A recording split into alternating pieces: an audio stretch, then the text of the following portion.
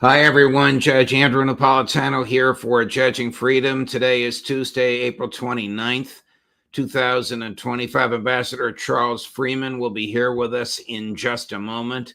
Will President Zelenskyy concede Crimea? Might there be a breakthrough? Does he even have the legal authority to do so?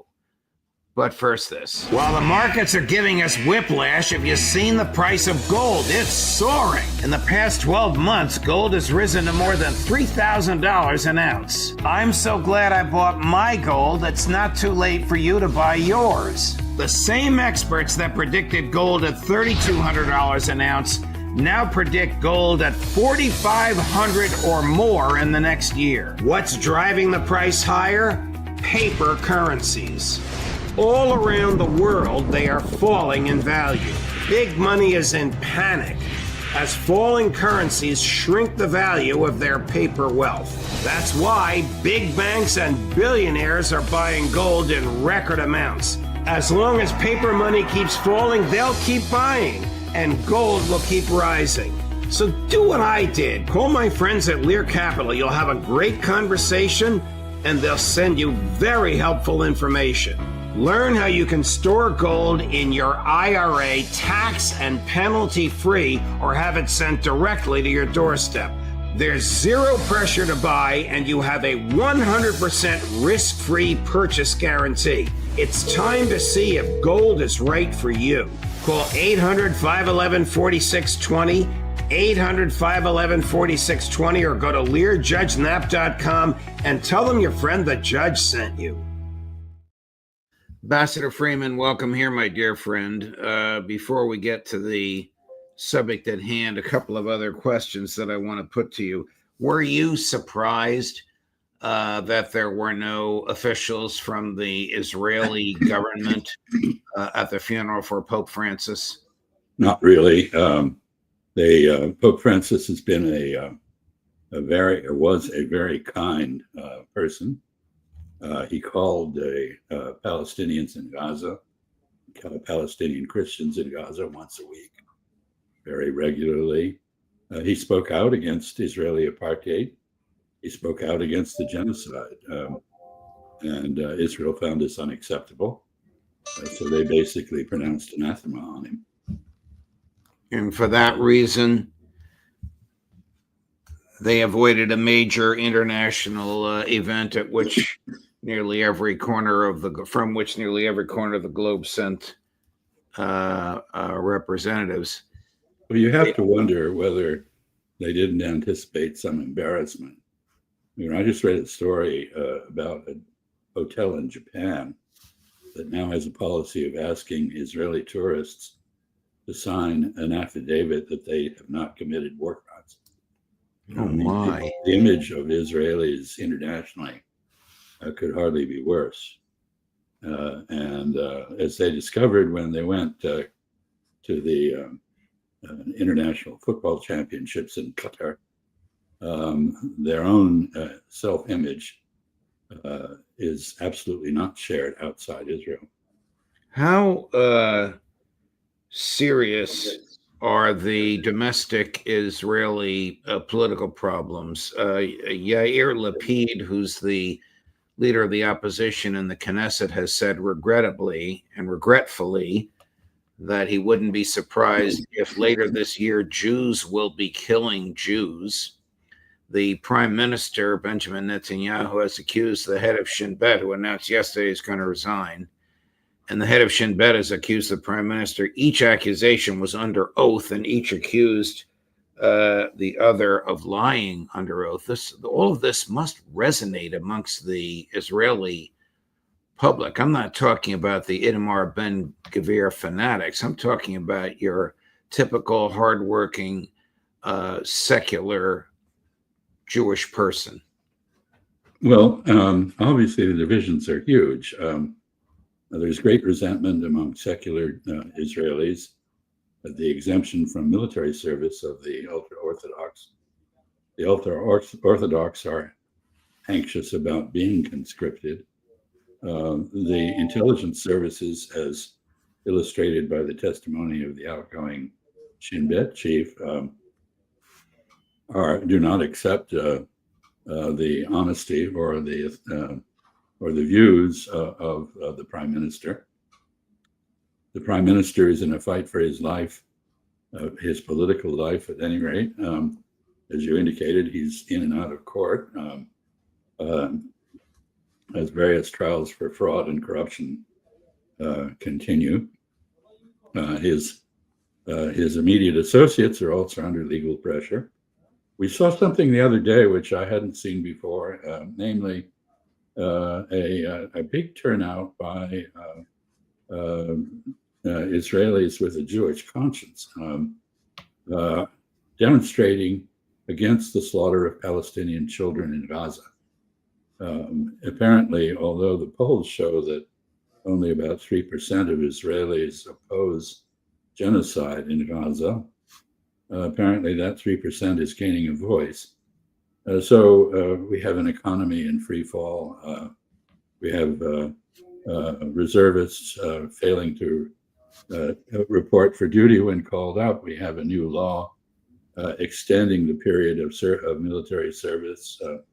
We have many more conscientious objectors to military service.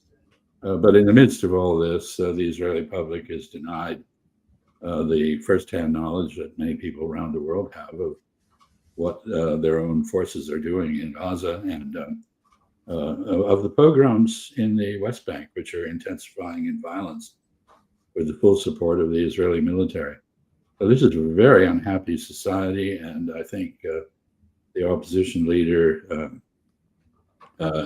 speaks for many when he voices fears that this could end in violence among Israelis. Switching gears, the tariffs imposed by the president, in my view, and I suspect in yours, of dubious lawfulness and of dubious constitutionality. In fact, I don't think it's dubious. I think there's no legal basis or constitutional basis for it whatsoever. Nevertheless, he's imposed them. They're extraordinary in the case of China. Have the Chinese come calling, as President Trump predicted President Xi would? He almost said crawling, but I think he said calling. No, I think the Chinese see this correctly, not as an economic measure, although it is economic warfare against them. They see it as a game of dominance. They see it as designed to gratify the president's ego and show everyone domestically and internationally who's boss. And they're not responding to that. People very rarely respond to bullying, especially when the bully is weakening himself by doing things that by making mistakes. I think the Chinese agree with Napoleon. You should never interrupt an adversary when the adversary is making a mistake. Let him do it. And what I'm hearing from people in China is very hardline, intransigent. The Chinese are saying we can do without importing anything from the United States much, and the few things we need we will exempt from our tariffs. Otherwise, we're just not going to buy. So no more agricultural products, no more energy. There have been no LNG exports to China for quite some time, and we're in a really hardening confrontation with the Chinese. It's not ameliorating. And I don't see any real reason to expect that it will. But if they don't buy agricultural products from us, that would put tremendous pressure on the Republican base in the Midwest, I would think. You have to assume that that's the Chinese calculation. But I think at this point, they found the United States under Mr. Trump in his first term and now in his second so unreliable as a supplier of things that they can't afford to have interrupted. I mean, Chinese history is full of periods of starvation and famine, and food security is probably the primary objective of the Chinese state. So when we threaten that, we basically undercut any possibility of a normal relationship. Donald Trump is paying for 3 wars in Gaza, in Ukraine, and in Yemen. Is he really a man of peace? That's a hard question. he clearly aspires to be a peacemaker. But what we've seen in those efforts is a collision between delusional views of reality and the negotiating position of the other side.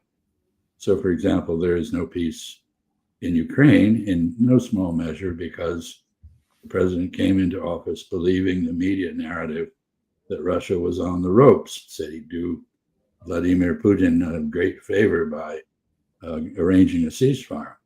But that was a complete misreading of the situation. Russia is not on the ropes, either militarily or economically. Vladimir Putin is not politically beleaguered in Russia.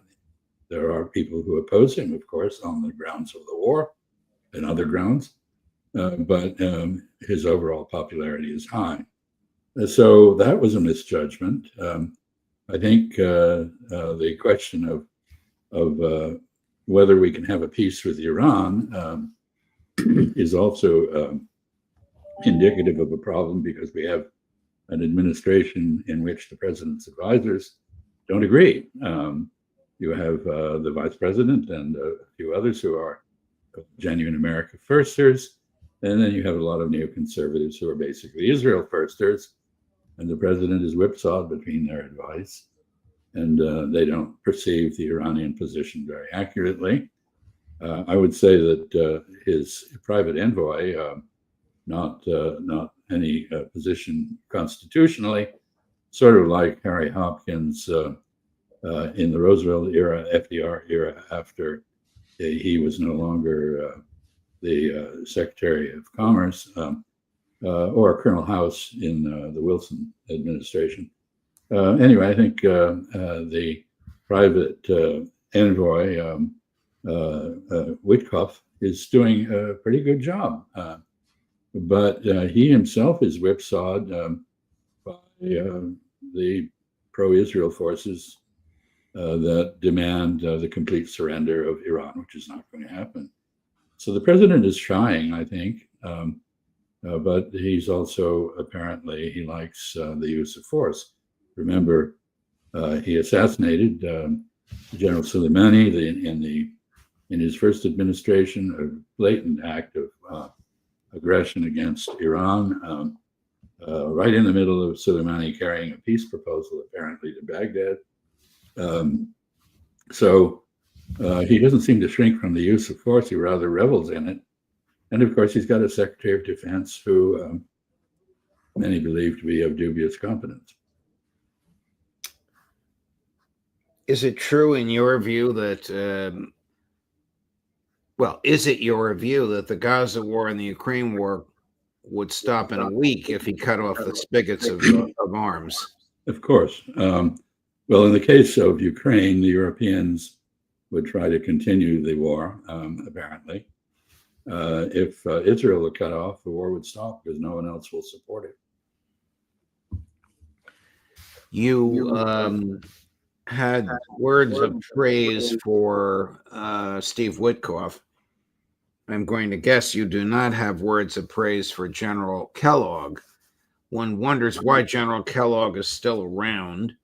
One wonders why, for example, in the peace talks in London last week, he was the senior American there, even though he holds no legal portfolio, much like the historical figures you mentioned and Mr. Witkov today. And he offered a truly absurd, dead-in-the-water plan of partitioning Ukraine, much as Germany was partitioned amongst European allies after World War II in 1945. I can't imagine that plan was run past Trump and Trump agreed to it, but nevertheless, it's the Kellogg plan and it was dead on arrival. Why is he still around? Beats me. I have no idea. I guess the president likes to pursue negotiations in a confusing, self-contradictory manner. The idea of dividing Ukraine, perpetuating the confrontation between Russia and the rest of Europe, of building a sort of demilitarized zone like Korea in Ukraine, is an appalling idea. That's not peace. That's the perpetuation of confrontation. it does not end the war. Can Vladimir Zelenskyy concede Crimea, or does he do so at the peril of his own tenure in office, even though he's not technically not in office, or even at the peril of his own life? I think he may do it at the peril of his own life.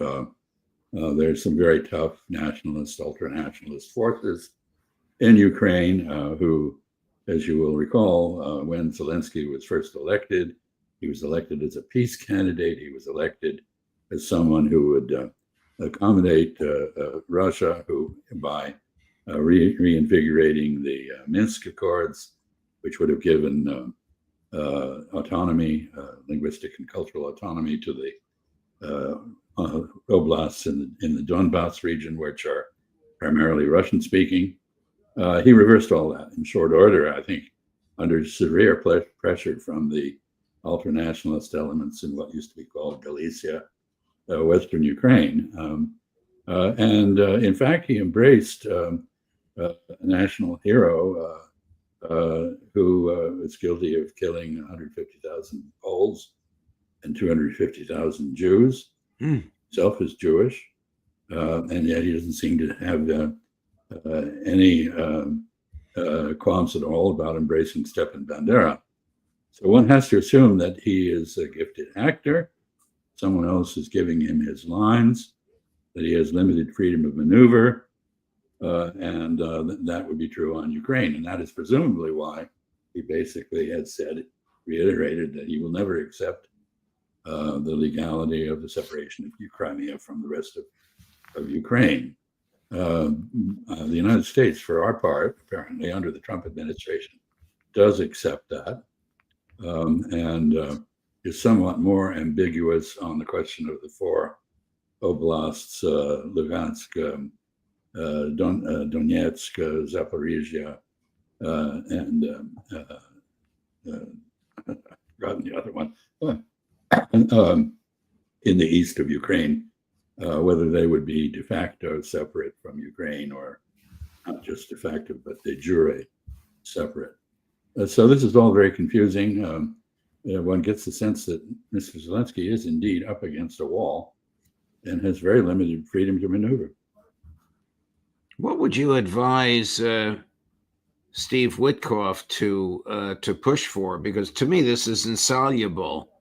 If he would be killed if he's conceded to the basic demands of the Russians, and if he doesn't concede the basic demands of the Russians and Trump turns off the spigot, he'll be killed anyway.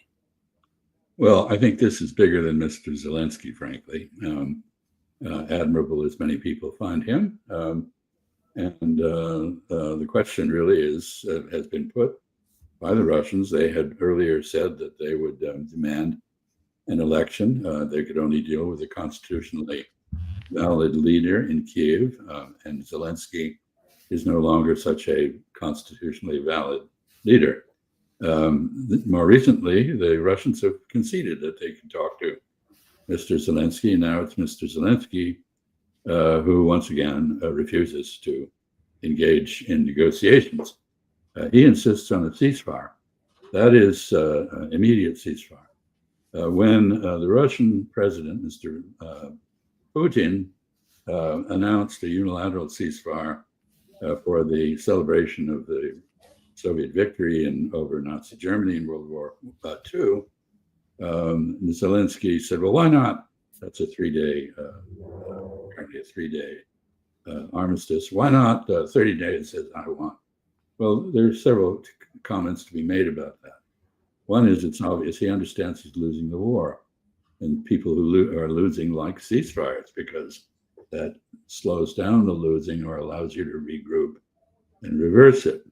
And the second issue I would say here is that I think one of the reasons Vladimir Putin announced a ceasefire over the course of the parades in Moscow is that the Ukrainians have a history of assassination and terrorist acts in Moscow during such events. And so I think he was hoping that both sides would basically call it off for 3 days. But ceasefire isn't the issue here. The issue is peace, a lasting peace, some lasting arrangement that allows Europeans to be in one geopolitical area and cooperative with each other rather than confrontational. And Ukraine has to be neutral for that to happen.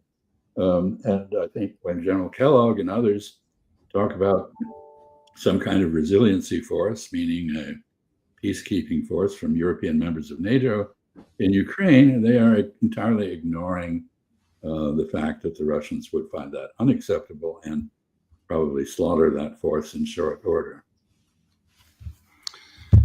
Thank you, Ambassador. Very interesting conversation. Thanks for allowing me to go across the board from China to Gaza to Ukraine. Let me ask you another question. Are you hopeful for an amicable resolution of the Ukraine war, or do you think this is just going to go on until the Ukraine military cries uncle? I take the threats from Vice President Vance and Marco Rubio seriously, that the United States might just walk away from this. After all, we're in a very anomalous position. This is an American proxy war. We've been heavily engaged. We've been using the Ukrainians to, quote, weaken and isolate Russia, or an attempt to do so. It hasn't worked, but that was the intent. We are very much behind this war in every respect, starting with the coup in 2014 that launched a civil war between Ukrainians, where we sided very much with the ultranationalists in Western Ukraine against the Eastern Ukrainians who are Russian-speaking. Now we are claiming to be an intermediary, a mediator. So we've switched positions. We were backing Ukraine to the hilt, and now we're claiming neutrality. So we have not sided with Russia, but we've ceased to side with Ukraine. And I think it's entirely possible that we will end up walking away, and that may not be a bad thing. Because in the end, peace in Europe and the fate of Ukraine really depends mostly on Europeans. Ukraine is part of Europe. It's not part of North America.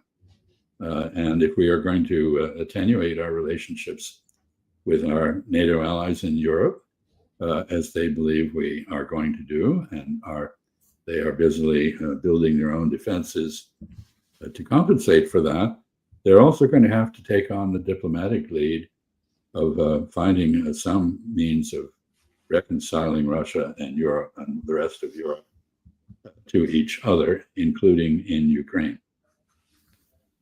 Ambassador, thank you very much. Thanks for such a thoughtful conversation. Deeply appreciated. Have a fine day, a good week. We'll look forward to seeing you next week. You have a great week, too. Thank you. Thank you.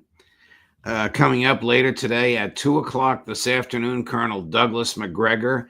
At 3 o'clock this afternoon, Colonel Karen Kwiatkowski. At 4 o'clock this afternoon, from Moscow, Professor Jeffrey Sachs.